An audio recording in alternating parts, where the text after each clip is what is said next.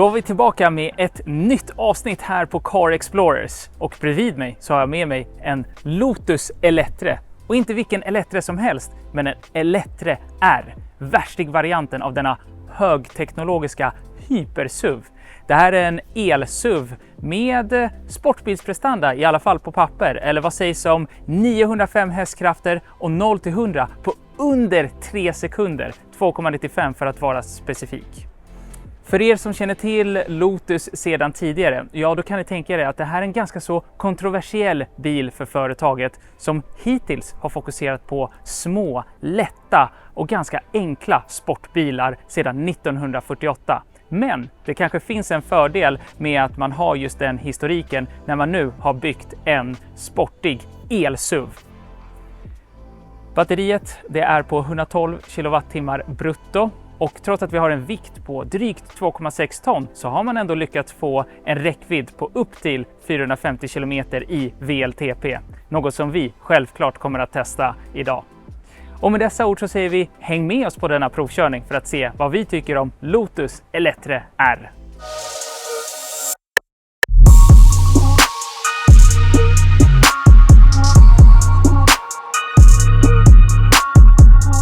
Innan vi går vidare med dagens provkörning av Lotus Eletre R så vill vi som vanligt passa på att säga: är det så att ni gillar våra recensioner och denna recension och provkörning, glöm då inte att prenumerera på vår kanal Car Explorers. Det tar verkligen bara några sekunder, men ert stöd betyder verkligen oerhört mycket för oss och det gör det möjligt för oss att få så här häftiga bilar att provköra och lägga upp på vår kanal. Och ni missar inte framtida content heller.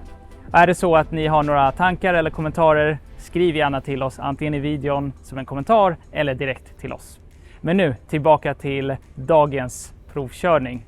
Och låt oss då börja som vanligt med ett litet snabbt varv runt bilen för att lära känna den lite bättre. Och det första man kan säga här när man tittar på Eletren det är wow, vilken häftig design. Så unik, det händer så pass mycket. Fantastiska former. Ja, det är verkligen en bil som står ut ganska så ordentligt på vägen. Och låt oss då börja här i fronten att prata om några saker. Vi har en massa vents för aerodynamiken. Här har vi en vent, så om jag hade haft väldigt långa armar då hade den stuckit ut här uppe. Vi har vents här också så man kan se däcket. Vi har dessa väldigt slimmade varselljus och själva strålkastaren i sig är precis under som en separat enhet. Också det en väldigt häftig design. Nästan längst ner här har vi luftintag faktiskt för att kyla batterierna som öppnas automatiskt när batterierna behöver kylas. Och för er som har tittat riktigt noggrant har ni nog noterat att vi har faktiskt lite kolfiberdetaljer på bilen. Här längst ner, på huven och på andra delar av bilen. Det finns alltså ett kolfiberpaket som har valts till när man har konfigurerat den här bilen. Under huven då har vi faktiskt lite förvaringsutrymme. Vi har med andra ord en frunk som rymmer 46 liter så man får med lite laddkablar och liknande. Låt oss då titta på bilen från sidoperspektivet. Om jag backar lite så kan ni förhoppningsvis se att den har en väldigt sportig design och taket sluttar en hel del. Och nu när vi har tagit ett och ett halvt varv här, eller ett halvt varv runt bilen i alla fall, då kan ni förstå varför många tycker att den här bilen har lite Lamborghini Urus-vibbar. Här från sidoperspektivet då kan vi notera några saker. Det första vi kommer kommentera på det är 22-tums hjul som vi har här på bilen. Kanske värt att känna till inför när vi berättar lite mer om räckvidden och liknande.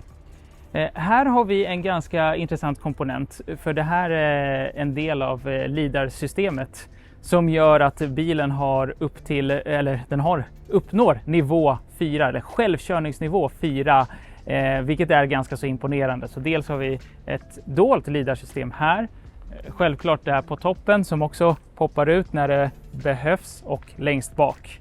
Precis bredvid så har vi en laddlucka, det är här vi laddar bilen. Här kan vi även se en annan väldigt snygg detalj. Vi har kåporna också till sidospeglarna också i kolfiber. Infällbara handtag som sig bör. Och nu när vi tittar på verkligen bilens storlek, ja, den är drygt 5,1 meter. Så det är en ganska stor bil man kör runt med här. Här bak på bilen är designen och utseendet fortsatt ett stort wow. Och vi har ett antal detaljer som vi vill berätta lite mer om. Vi har fortsatt riktiga vents. Här får vi lägga en snygg layover, men jag kan sätta in hela min hand här. Hade den varit tillräckligt lång så hade jag kunnat nudda däcket. Men vi kan lägga någon snygg layover där. Högst upp har vi en spoilerliknande konstruktion. Men vi har faktiskt en aktiv spoiler här längst ner. Så vi kan styra hur aktiv den ska vara via infotainmentsystemet. Mer i sportläge och beroende på körning. Och här fortsätter även kolfiberdetaljerna. Både här och längst ner har vi fortsatt väldigt snygga kolfiberdetaljer. Och när vi ändå står här bak vid bilen så kan vi titta lite snabbt på bagageutrymmet. Öppnar det lite snabbt. Så kan vi se att vi har en väldigt stor bil och därmed också en hel del bagageutrymme. Närmare bestämt 688 liter får vi plats med här.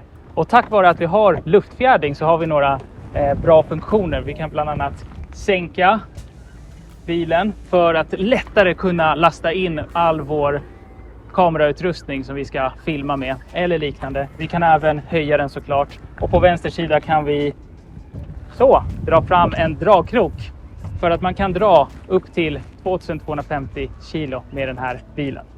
Då har vi satt oss här inne i bilen och Pavel han brukar vara väldigt petig när det kommer just till interiörkvalitet och interiördesign. Men här har han nästan gett sitt godkännande för den här. För interiören känns verkligen väldigt välbyggd. Det känns som att man har lagt mycket tid och den känns rätt påkostad de olika materialvalen. Och det finns inget som gnisslar eller låter så. Vad vi än rör eller försöker rycka till och även här i dörrpanelen så känns det faktiskt väldigt bra och materialen känns väldigt trevliga när man rör vid dem. Så det är ett väldigt gott betyg här om interiören. Framför mig så har jag en väldigt sportig och extremt kompakt ratt. Jag gillar ju när ratten är kompakt i lite sportigare bilar, men den här är nästan lite för liten med tanke på hur stor bilen är. Platt botten som sig bör på lite sportigare bilar. Bakom ratten så har vi paddlar. På vänster sida har vi faktiskt att vi kan styra hur mycket regenerativ bromsning vi vill ha. Mer regenerativ bromsning, då använder vi ovandelen av padden och lite mindre nederdelen. Och på höger sida, här har man varit väldigt smart och använt den andra sidan till att styra vilket körläge vi vill vara i. Så det använder man bara paddlarna för att styra. Väldigt smart användning och det minskar ju antalet knappar här i centerkonsolen.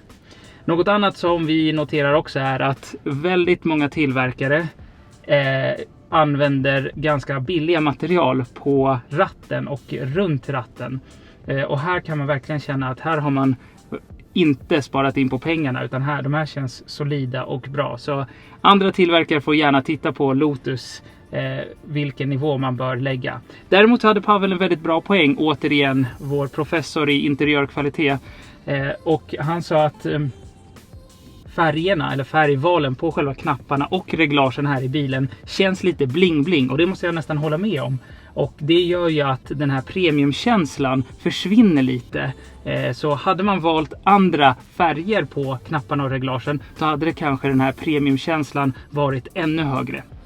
Nåväl, sist men inte minst sätet. Sätet är hårt, ganska så sportigt, speciellt i sportlägena track och sport så får man lite extra stöd här åt sidorna och det kan man även justera själv. Och man har även en dynförlängare om man så skulle vilja resa lite mer bekvämt. Men det är som sagt lite åt det hårdare och sportigare hållet.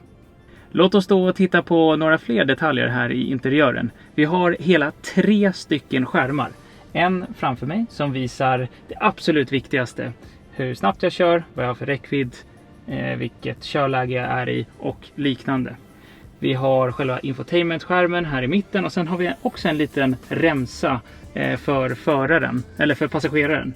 Och där kan man inte se jättemycket information. Just nu visas tiden och vad det är för dag. När man kör så har vi märkt att man kan se vilken musik som spelas och så kan man bläddra fram och tillbaka.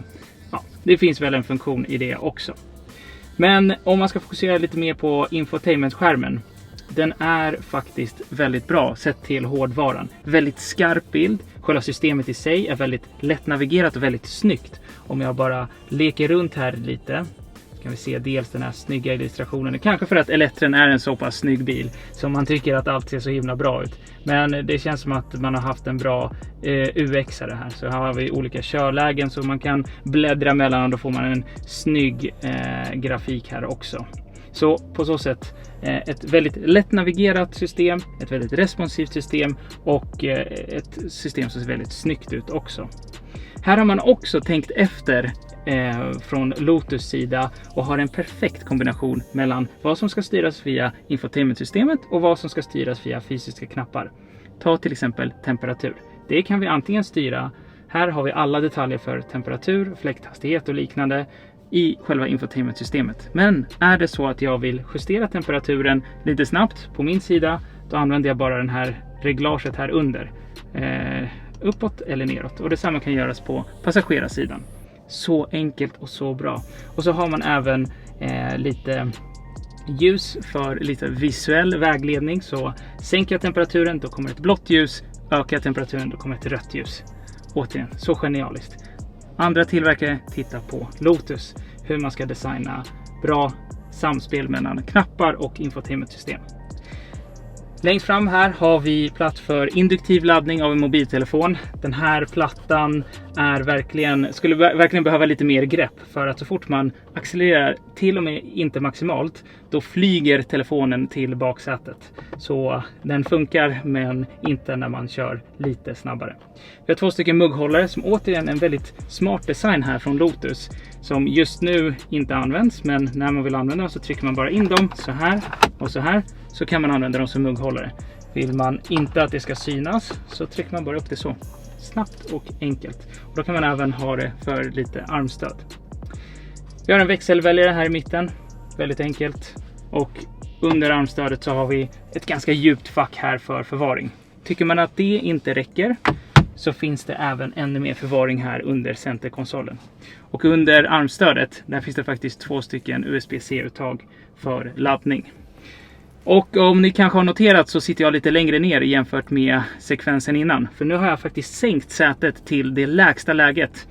Och nu känner man sig verkligen inte som att man sitter faktiskt i en hög SUV, utan lite mer sportbilskänsla. Återigen en väldigt smart detalj här från Lotus, som kanske är tack vare deras historik av just sportbilstillverkare.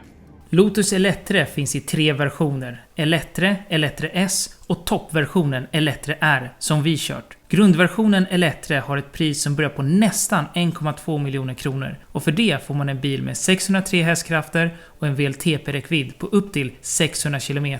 Toppvarianten Eletre R har ett grundpris på drygt 1,8 miljoner kronor. Då har jag hoppat in här i baksätet och förarsätet där jag ställt in som om det vore jag som körde, och jag är 1,77 cm lång, och då kan vi se hur otroligt mycket plats jag har här i baksätet, speciellt om jag lutar mig bakåt. Väldigt mycket plats här för mina ben och knän, även mycket plats här i höjdled. Och när jag tittar uppåt så har jag ett väldigt trevligt panoramatag som faktiskt går att ställa in hur mycket ljus det ska släppa in. Så just nu är det kanske lite mer mjölkfärgat nu när solen är så pass stark. Sätet i sig, det är väldigt bekvämt, lite åt det hårdare hållet, precis som sätena fram. Men det är ju en lite sportigare bil, så det är ändå helt okej på så sätt. Relativt bra stöd åt låren för att vara en elbil som oftast har golvet lite högre upp.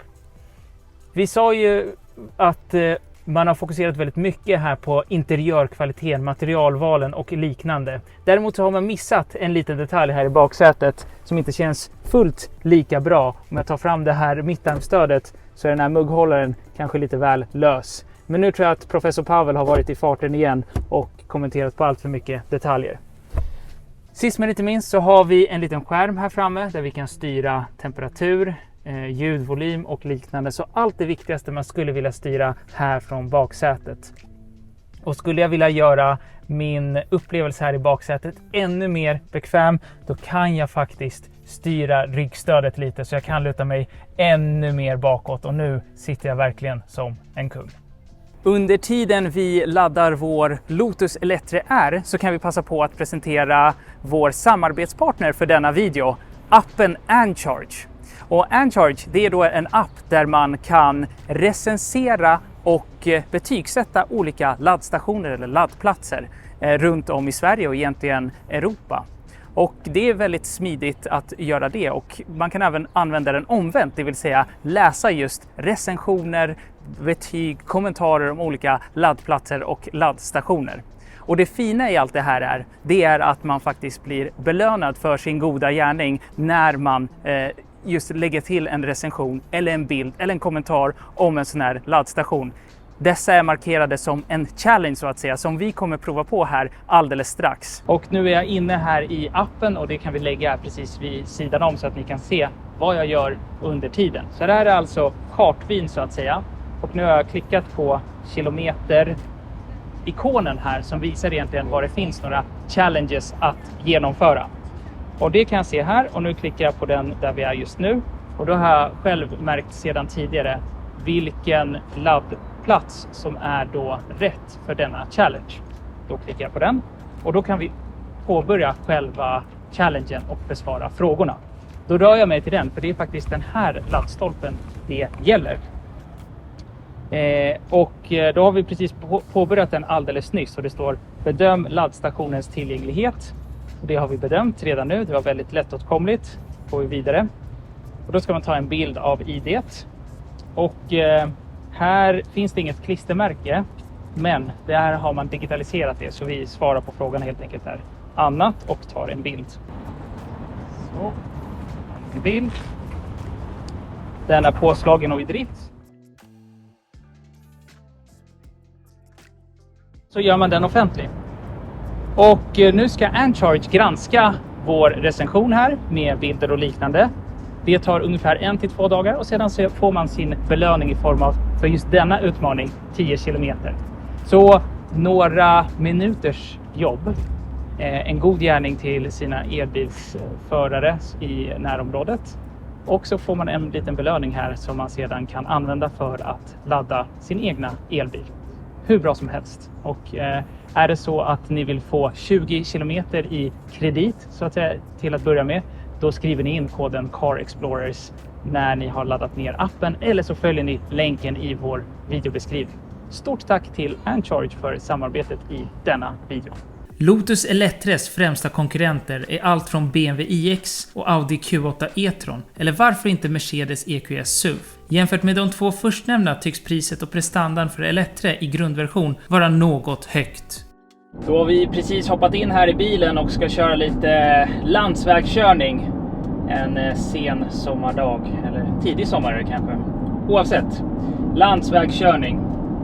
Och det första vi behöver göra egentligen när vi har hoppat in i bilen är att egentligen stänga av eller inaktivera dessa system, för att de låter alldeles för mycket. Och det är inget Lotus specifikt, utan det är snarare EU specifikt eller EU-regler, så alla tillverkare har den typen av larm, om man säger så.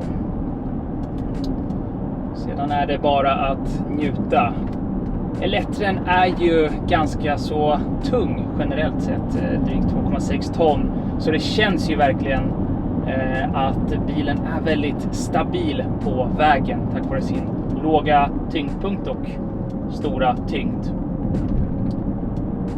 Och man har otroligt mycket kraft i den här bilen. Nu kör jag i torrläget, och är det så att jag bara vill trycka på gasen lite, ja men det här var ju knappt ett gaspådrag, och redan går det nästan alldeles för snabbt. Så absolut inga konstigheter där. Och vill jag ha det ännu roligare, ja men då går jag in här i körlägena. Och vill exempelvis sport. Då känner jag hur sätet kramar om mig lite. Och hur styrningen blir hårdare. Och om jag väljer att trampa lite på gasen, ja, då är gasresponsen helt otrolig. Den är vild. Och då går det extremt fort. Det är nästan så att man inte vågar, måste jag säga, trycka på gasen helt ut. Och då ska man ändå säga att det finns ett till körläge som heter track, och det ska vara ännu vildare så att säga. Och det måste nästan ändå sägas, om man går tillbaka till Lotus historik som sportbilstillverkare. Det märks nästan, det här är en kurvig väg. Vi har en bil som väger en hel del. Men man känner verkligen inte av det. Och nu speciellt i sportläget. Jag har sänkt sätet en del. Jag tror att jag kan sänka det ännu mer för att verkligen känna mig nära vägen. Och det här är verkligen super rolig körning här.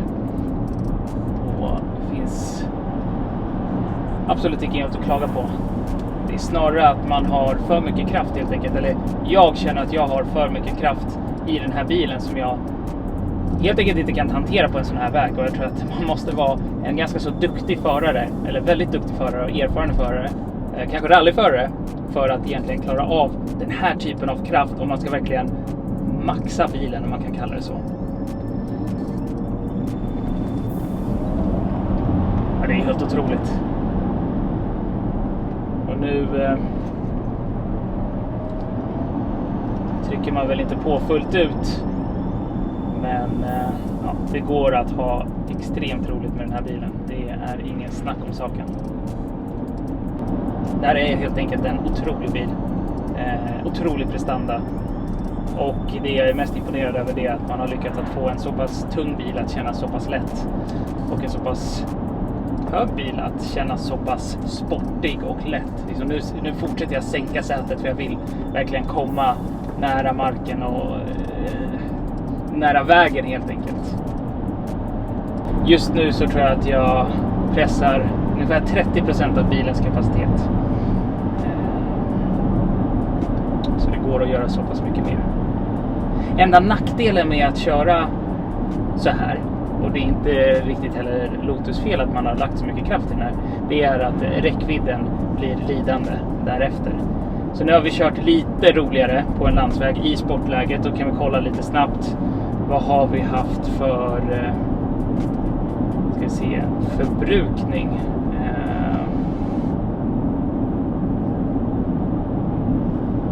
Senaste 10 kilometrarna. Ja, det har ju pendlat en hel del. Upp till 60 kilowattimmar per 100 kilometer i topparna. Det är rätt bra. Jag tror att det här snittet är ju sedan tidigare också. Så det ska man nog inte titta på allt för mycket. Men det verkar som att vi centrerar oss någonstans på, vad kan det vara, dryga 30 kilowattimmar per 100 kilometer.